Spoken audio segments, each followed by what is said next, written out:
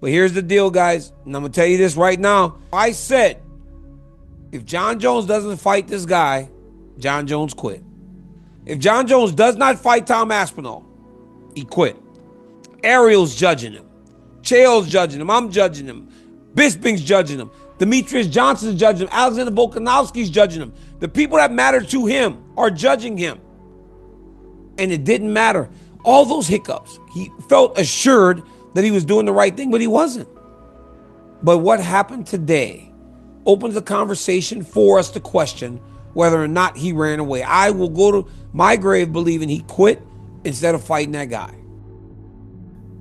No one was there behind. We weren't all there behind closed doors to understand what the negotiation was or what happened in this situation. But I heard obviously Daniel Cormier weighed in a little bit, and I know he probably didn't mean it maliciously, but he's like, Jon Jones quit.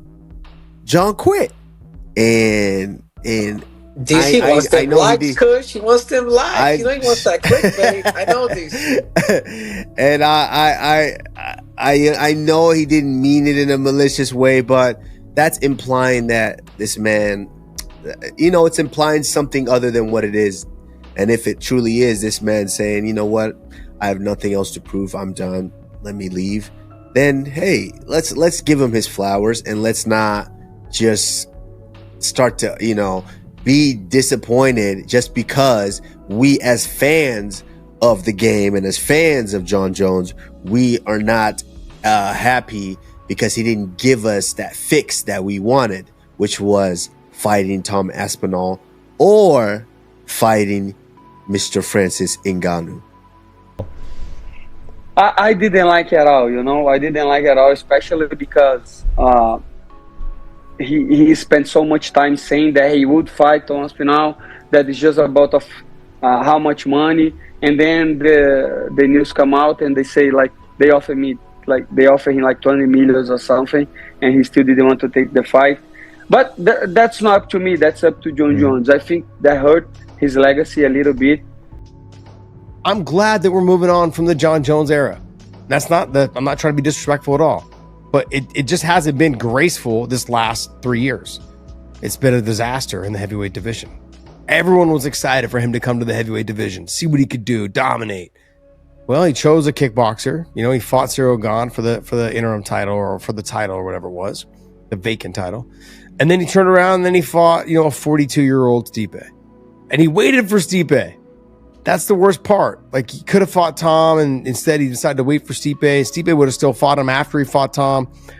It was just a mess. He took the cash and he's running. I mean, I was just waiting for it to happen, because I'd been one of the guys that was getting very unsure and doubting the fact that fight was going to happen. I kind of knew it was coming. I'm glad, and I was kind of happy that finally, okay, at least I said it from the beginning. I just want clarity. If you don't want to fight Tom and you're worried about whatever, or you have too much going on in your life, then just leave. And he finally did. And it sucks for Dana and the UFC too, because it sounds like they had it, right? He was pretty clear. We had it agreed upon, and then he changed his mind. So, I mean, there was reasons for us to have faith at one point. So that confirms that to us too, that we weren't wrong in thinking that it looked like it was going to happen. I mean, Tom thought it was going to happen. Dana seemed to think it was going to happen, and then Jon changed his mind. I am grateful, and I truly mean this. I am grateful that I got to watch him compete as a light heavyweight. I'm glad I got to see all of those. It was thrilling many times. It was exciting many times. It was interesting many times, and it was certainly dominant basically every time. Not quite, but basically. And that is special. He's a special fighter. There's really no getting around it. I feel very grateful for that. But I feel like probably most of you, that the last however long this guy's been around, I feel cheated out of the rest of that time. Full on cheated. We waited all this time for this, for a press conference in Baku, Azerbaijan, to declare that here's another champ not giving the weight belt back to, or not putting it up for grabs after everything the sport did for him. It's fucking crazy to me, man. It's crazy to me. If he'd have retired when he beat Stipe, that's his choice. He doesn't owe anything to anybody. But he did. tease and dangle a carrot and say that he'd fight Tom. And obviously Tom represents the real challenge, the proper test at heavyweight. Critics will say that he ducked Ngannou and he ducked Tom Aspinall. I think, I don't know if I necessarily think that he did 100% duck. I think there's an element of ducking here going on. I think there's an element of him saying, shit, you know, that ain't going to be an easy fight. Daniel Cormier has come out and saying by not stepping in the octagon, he quit. He did not want to fight Tom Aspinall. Bang on, DC. Bang on. And do you know what? Do you think Daniel Cormier or Cain Velasquez or even Stipe Miocic, when he was champion, would have backed down and handed the belt over without even fighting Tom Aspinall for it? Not in a million years. No way. But up here, he was never tested in the way he would have been in fighting someone who he was completely outmatched by physically. He's never done that before. And that's where you find out the real dog, what's really inside you. Yeah, he might have beaten Daniel Cormier. He might have beaten, Stipe Miocic. But in there, I put them above him. A true champion defends his title. He doesn't just hand it over. It's shocking. Jon is in a position where he's done everything. He's beaten. He's walked through 2, going into 3 different generations. I mean, I feel like it's just time for people to just give him his flowers, man. Respect. I would have wished Jon would have went out and done his, the people were able to hear it from him rather than from Dana White and Baku, Azerbaijan. Yeah, he retired and he played with the media for quite a while and trying to get what he wanted. And, it's, to me, it's kind of like, enough with the charades. It's over. So let's go on with Tom Aspinall fighting the next fight, to defend the title that's rightfully his. Now, did he handle the last month of his career wrong? Absolutely. That is something I'm not changing on. He thought jail. He was doing so good. The tweets, the Instagram posts. He's got like a duck in his profile picture right now. All that are missteps. Those are all missteps. I think he could have done this a little different way. I think the best way to do it and gracefully do it would have been in Madison Square Garden at home. He goes, I'm done. I just beat the greatest heavyweight of all time. I'm done. Again, UFC has responsibility here as well and letting this situation fester.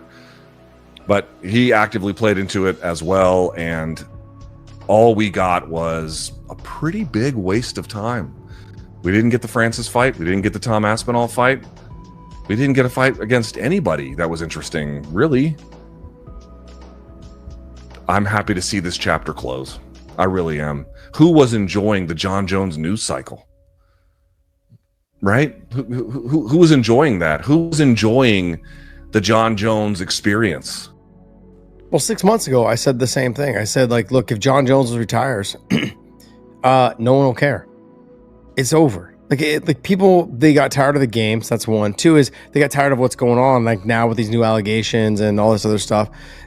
They're tired of it. They're tired of the drama. They're tired of all that shit. They want to move on with just not just in the sport. They want to move on with that division. That division could potentially be one of the most exciting divisions, but you got to let the champion fight. And the champ didn't want to fight. So then you got to bring Tom Aspinall in, who's the interim champ, make him now the champ. And he's willing to fight. He's like, whoever you want. He already told Dana that. Whoever you want. And he's been saying that. If you go back in history when he was interviewed, he's like, I'm going to retire Jon Jones without even having to fight him. Yeah, that's an unbelievable clip. Yeah. He's fucking Mystic Mac, basically. Yeah. I think deep down inside, I think Jon, this is who I am. This is me speaking how I feel about this whole situation with Tom Aspinall, Jon Jones, everything. I think Jon Jones, after he beat Stipe Miocic, I think he was totally down to fight Tom Aspinall. And I think Jon Jones asked for $30 million, thinking the UFC was not going to give that to him. Then once again, when did he fight Stipe?